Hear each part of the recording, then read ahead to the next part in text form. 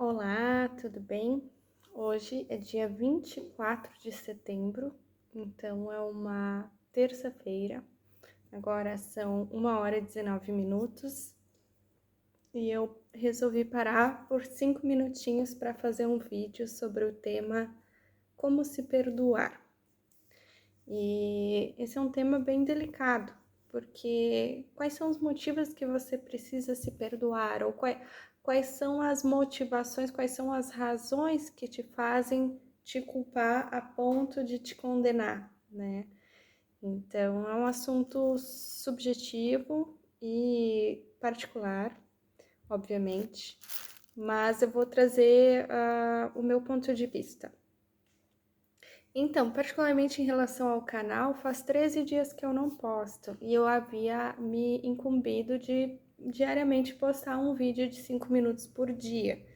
E eu fiquei muito pesada, muito rigorosa, muito autocrítica pelo fato de que eu falho, né?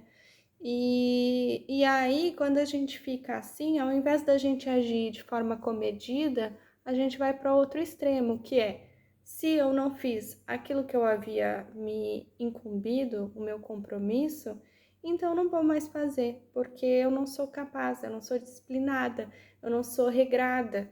E essas culpas, elas exigem em algum momento o perdão, né? O perdão por não conseguir cumprir exatamente ipsilíteres, né, aquilo que a gente havia se proposto. E da mesma forma, eu penso que você deve ter alguma situação que você se imputou uma culpa forte, uma culpa que te estagna, que te deixa procrastinando, que te deixa com uma sensação de paralisia. E a grande verdade é que a única forma da gente se provar que a gente é capaz é executando aquilo que a gente disse que executaria. Então pode ser que eu não haja na perfeição, eu não tenha ações perfeitas, mas eu tenho ações coerentes com a meta que eu tenho. E a minha meta é produzir e falar conteúdos baseados na minha vivência. Eu sou mãe, eu tenho 35 anos, eu sou gaúcha, eu estudo com recorrência, eu trabalho como pesquisadora para o estado do Rio Grande do Sul. Então, eu preciso me sentir valorosa, transmitindo valor, transmitindo conhecimento, vivência, experiência, e a partir dessas experiências, trazer o meu ponto de vista. E o meu ponto de vista é que o mundo feminino, o mundo materno, ele é carregado de culpas, muitas culpas. Mesmo eu passando sempre por situações em que eu me sinto sobrecarregada em cuidar da saúde da minha filha, que tem uma doença crônica, que é a asma, que não é assim banal, sabe? É uma doença que sim, mata crianças. Então, os medos, né, os anseios, eles muitas vezes nos paralisam e a gente acaba drenando a nossa energia a partir de um objetivo maior, né? Então, todos nós temos responsabilidades, papéis, e muitas vezes, inexoravelmente, um papel se sobrepõe ao outro. Então, embora eu considere importante fazer vídeos para o canal, entendendo que a comunicação é um meio futuro para a gente se tornar cada vez mais interessante, né? Que quanto mais repertório nós tivermos, melhores nós nos tornamos como pessoas, como profissionais, em relações pessoais, em relações, enfim, todos os níveis sociais de relações. Muitas vezes a gente acaba abnegando em função de priorizar ou de ter uma dificuldade na gestão do tempo, na gerência da nossa vida e, por que não dizer, uma sobrecarga de emoções que nos impede de executar aquilo que a gente se propôs. Então, a única forma da gente quebrar esse ciclo é reconhecendo o nosso fator humano, reconhecendo alguns fatores que são imprevistos e, a partir deles, seguir. Então, eu tenho feito isso há uma semana mais ou menos, eu tenho tentado ser mais gentil comigo.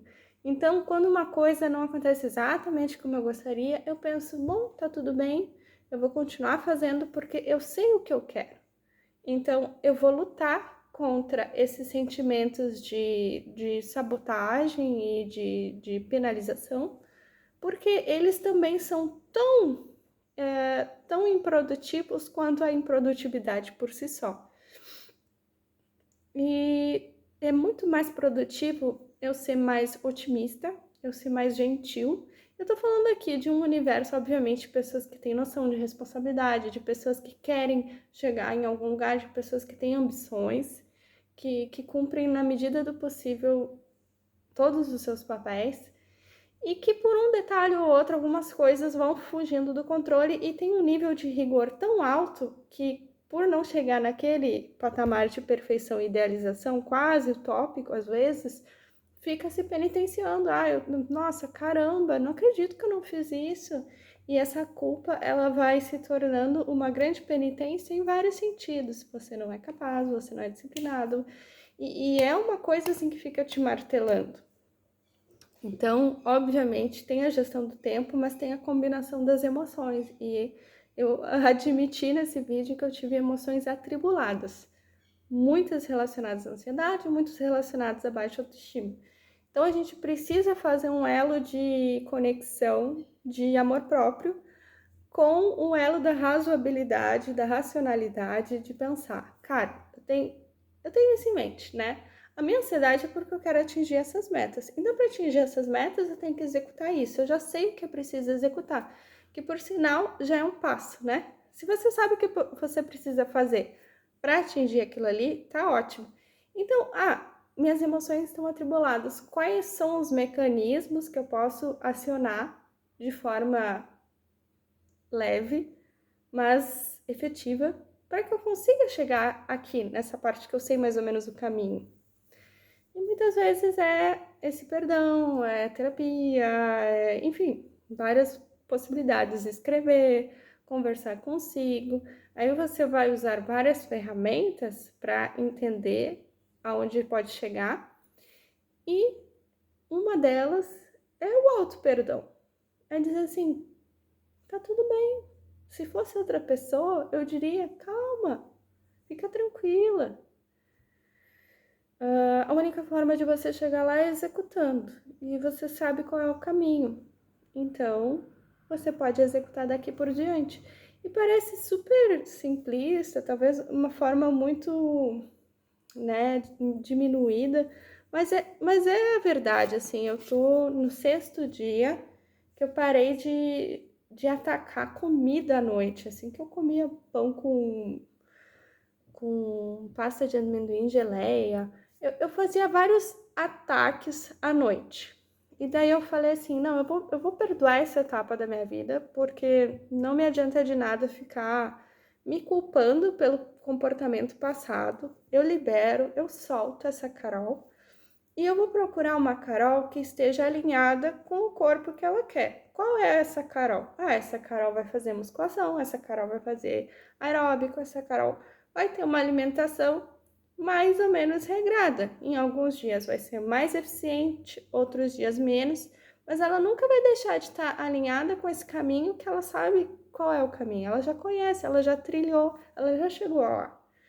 E aí foi isso, eu comecei a jantar bastante proteína, com bastante salada, ou uma crepioca, sempre tentando incluir a salada, às vezes com suco, às vezes não, primariamente sem álcool. Daí desses 6 dias eu tomei uma noite, uma Heineken, e essa Heineken eu já me senti super com efeito de alcoolizada, sabe? E aí eu percebi, nossa, como meu organismo rapidamente se adequa a um estilo de vida saudável, porque tomar uma Heineken foi super forte. Então, em 6 dias, essa Carol consegue perdoar uma Carol de um comportamento passado muito frequente. E aí, à noite, ao invés de eu atacar muitas coisas, eu tomo um copo de leite com... Antes eu tava tomando com Nescau, tipo, pra perdoar mesmo essa questão do açúcar. Daí, agora, recentemente, eu comprei esse negócio aqui, dessa marca Koala Sleep, que é tipo um achocolatadinho, só que ele não tem açúcar. É uma bebida noturna para um sono inteligente, porque eu andava com um problema de insônia, né, por conta dessas ansiedades. Então, ele tem 30 calorias a cada dosador. E é um dosador grandão, de 12 gramas, eu uso até menos, sabe? E ele tem triptofano, que é um precursor do sono, mas ele tem várias vitaminas, assim, incluindo magnésio. Então, assim, ele é caro, ele é, mas sabe, eu considero um investimento, porque daí ele diminui essa minha vontade de chocolate, porque o sabor dele é um suplemento sabor chocolate. Então, a gente vai aliando estratégias no sentido de, eu tenho muita vontade de comer açúcar, mas eu vou incluir opções que me lembrem alguma coisa. Aí, hoje, eu não tinha ovo, porque eu tava comendo todos os dias ou ovos mexidos ou crepioca, e eu consegui total comer só no café da manhã mamão com ovos. Antes eu tinha que aliar mel ou tinha que aliar geleia. Sempre tinha uma fonte mais açucarada no meu café da manhã. E aí, como não tinha ovos, eu fiz um bolo de milho para Helena, daí eu comi uvas, esse bolo, uma fatia de queijo. E, cara, eu achei ruim o meu café da manhã, porque eu não tô mais acostumada com esse açúcar refinado. Então, assim, tô te falando que em 6 dias eu consigo mudar a mentalidade. E lógico que para instaurar um hábito é necessário pelo menos 30 dias, são necessários 30 dias para que a gente se sinta com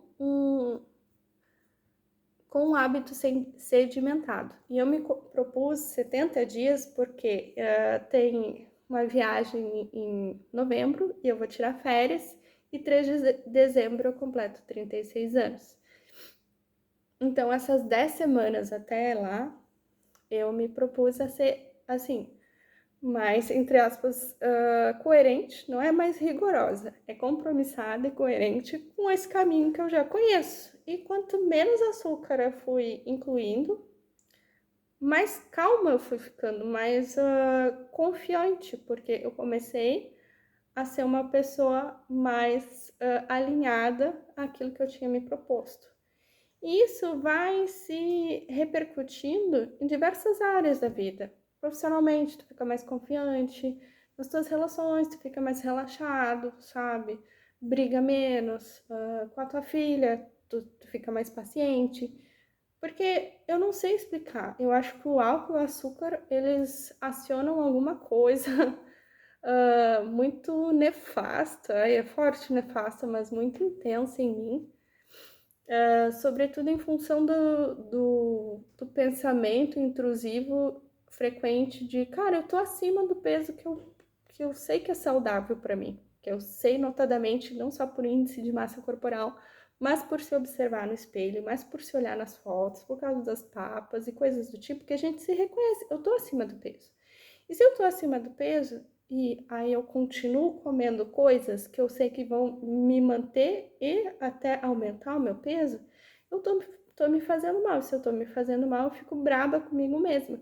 E se eu fico braba comigo mesma, inevitavelmente eu transmito esses sentimentos para as pessoas ao meu redor.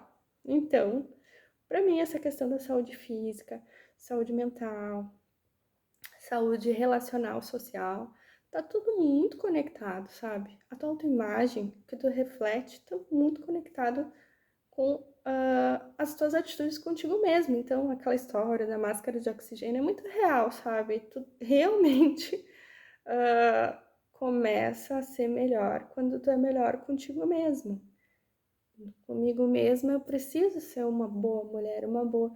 Então, um dos exercícios é aquilo que eu penso assim quando eu era criança, eu abraçando, me abraçando, dizendo: ai, Carol, parabéns, que orgulho que eu tenho da profissional que tu tá, do estilo de vida saudável que tu tá adotando, das tuas condutas. Então, começa a se elogiar, porque o mundo não é muito gentil às vezes, e aí a gente adota essa postura mundana para si e se torna o seu pior carrasco quando deveria ser o seu melhor aliado. Então, procura se aliar contigo mesmo, faça a sua aliança, sabe? Não é só casamento que importa com os outros, com o homem da sua vida, com a mulher da sua vida.